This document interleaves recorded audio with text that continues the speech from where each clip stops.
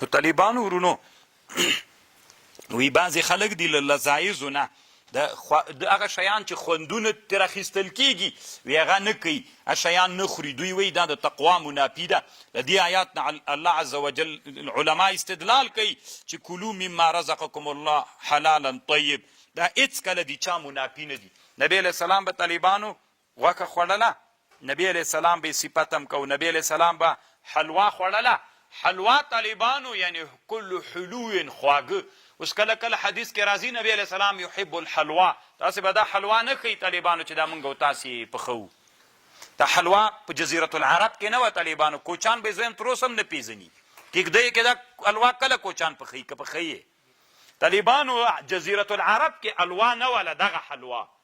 چې دې ته عربي کې خبیث وایي طالبانو خې بې یې صاد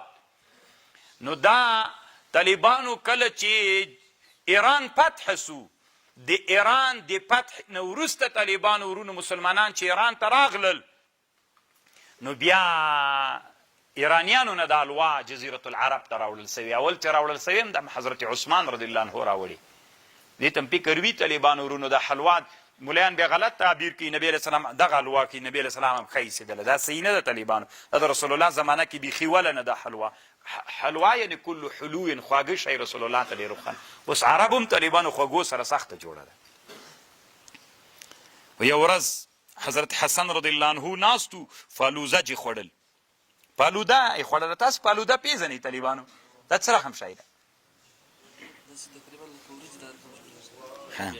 وی دا یې خوړل طالبانو زه فکر نه کوم چې دا فالوده د هغې زمانې فالوده وي وی دا فالوده یې خوړله نو فرقد صبخي په نامه یو سړی ورته راننوت دا چې ورته راننوت وی هغه ورته ویلي حضرت حسن رضی الله عنه یا فرقد ما تقول فی هذا څه وایې په دې کې ده ورته ویلي نه خورم نه محباتو سره لرم نو حسن صاحب وی ورته ویلي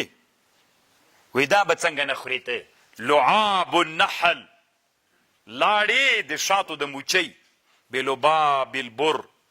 د غنمو هغه ورسره څه ورته وایي هغه مغزې مع سمن البقر د غوا له غوړو سره دا چې ته نه خورې نو داسې یو رقم ته هغه باندې ورته وایي خو دې نه معلوم د طالبانو ورونو چې داسې خوراک چې هغه مستلس دا د تقوا منافي نه ده ستي خو زه فکر نه کوم دا بل شی سو ګوره دا بل شی سو